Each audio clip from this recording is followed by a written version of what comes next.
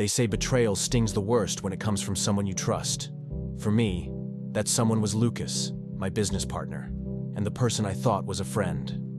Together, we built our tech startup from nothing, fueled by sleepless nights and shared dreams. But when the company took off, Lucas showed his true colors. I'll never forget the day it all unraveled. I walked into our usual board meeting expecting routine updates, only to find Lucas had been holding private discussions with investors.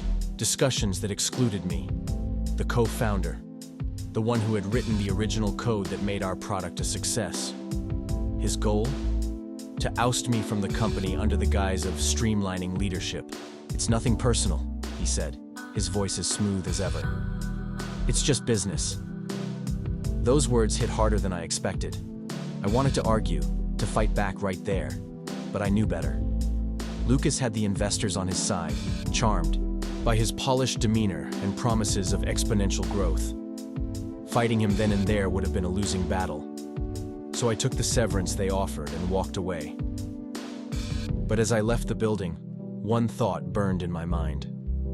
Lucas hadn't just taken my company. He'd taken my pride, my vision, and the trust I'd foolishly placed in him.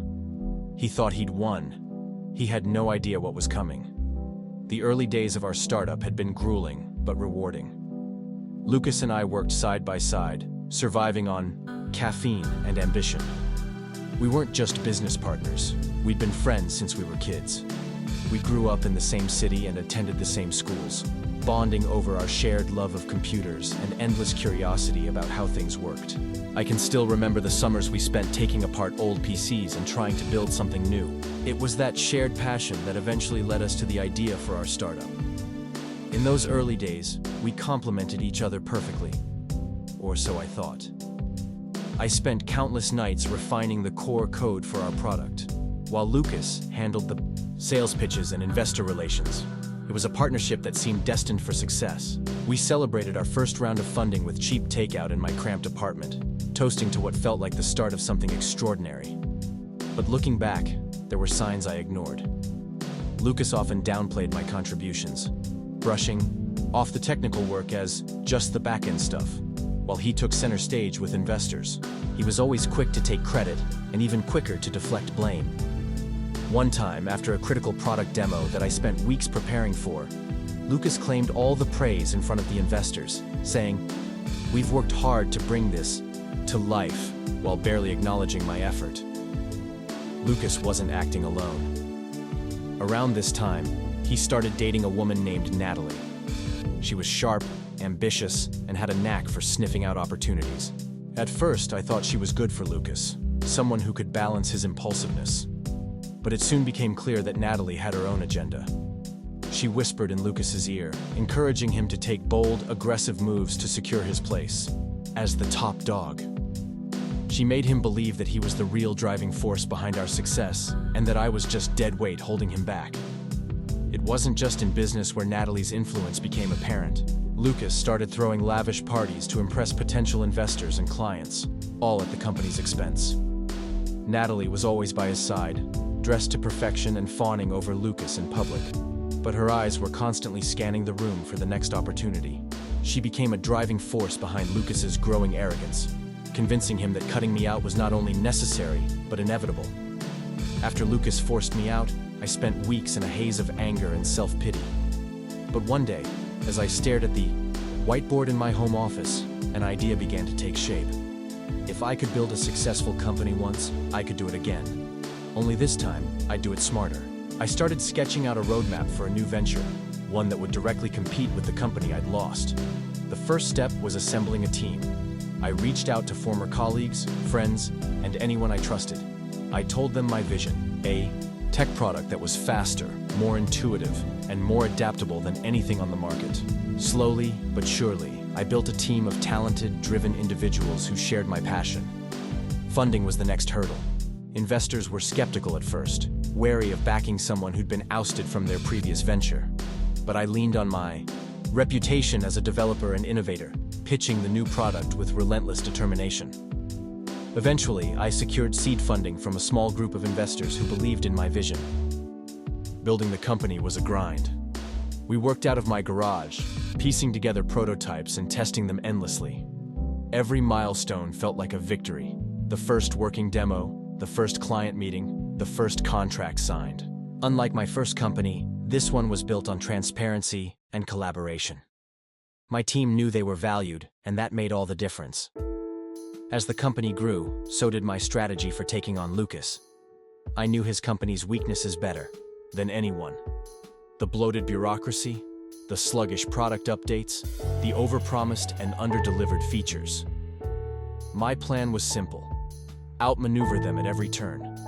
We launched our product with a marketing campaign that highlighted everything their product lacked. We offered better pricing, faster implementation, and round-the-clock customer support. I also leveraged relationships with clients I'd worked with in the past.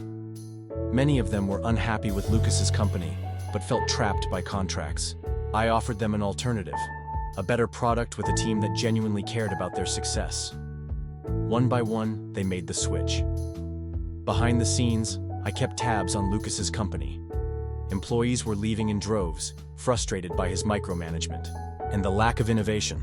I made it a point to reach out to the most talented among them, offering them roles where their skills would be appreciated. It wasn't long before some of their best people were working for me.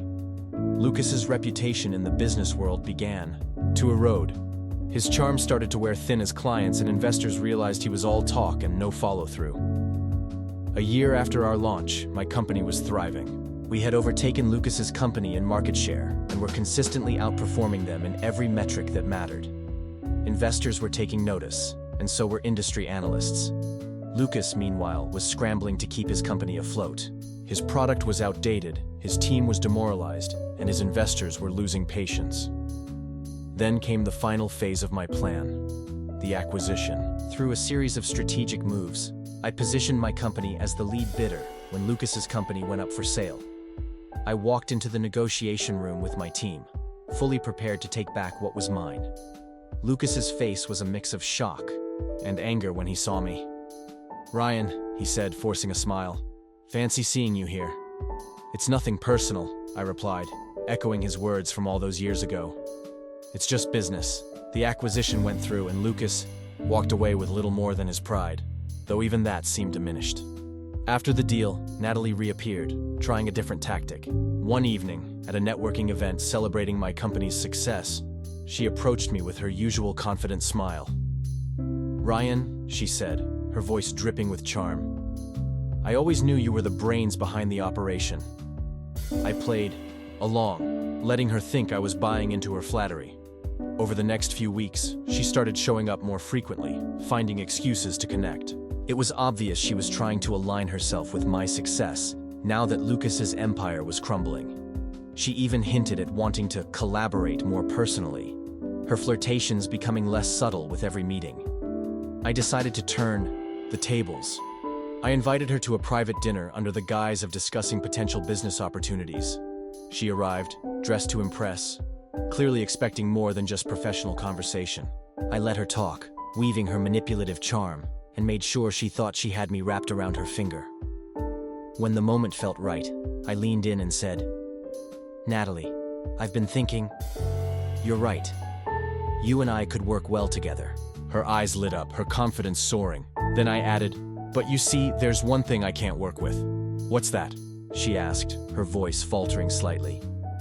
"People who betray others when it suits them," I said, leaning back and letting the words sink in. "You're very talented, Natalie, but I have no interest in being your next stepping stone." Her smile froze, then cracked. She tried to recover, to protest, but I politely ended the conversation, thanking her for her time and leaving her stunned. That was the last time I saw Natalie. Word spread quickly about her failed attempt to latch onto my success, and she faded from the industry soon after, her opportunism finally catching up with her. As for me, I didn't buy the company out of spite, at least not entirely. I wanted to restore what it had once been, to give the remaining employees a leader they could trust and a vision they could believe in. The aftermath was bittersweet. I had achieved everything I set out to do, but it came with a heavy dose of reflection. Losing my first company had been devastating, but it had also been a catalyst for growth. It taught me resilience, the importance of building a strong team, and the value of staying true to my principles. Lucas, on the other hand, faded into obscurity. His reputation was tarnished, and he struggled to find a foothold in the industry. Occasionally, I'd hear rumors of him trying to start new ventures, but none ever gained traction. Those who once called him a friend avoided him entirely. His downfall wasn't just professional, it was personal. Alone and forgotten, Lucas became a cautionary tale, a reminder of what happens when ego and betrayal drive your decisions.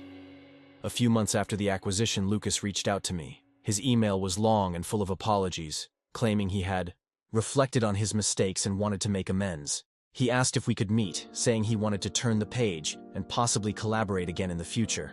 I read the email twice, then closed my laptop. For a moment, I thought about replying, about hearing him out. But the memory of his betrayal was still fresh, and I knew better than to let someone like Lucas back into my life. My response was short and direct. Lucas, I appreciate the message, but I think it's best we go our separate ways. Take care. I hit send and didn't think about it again. Lucas's attempt at reconciliation felt less like genuine remorse and more like desperation from someone who had burned all their bridges. He had made his choices, and now he had to live with them. Looking back, I realized that success wasn't just the best revenge. It was the only revenge that truly mattered. And as I sat in my new office, overseeing a team that shared my passion, I knew I'd won in every way that counted.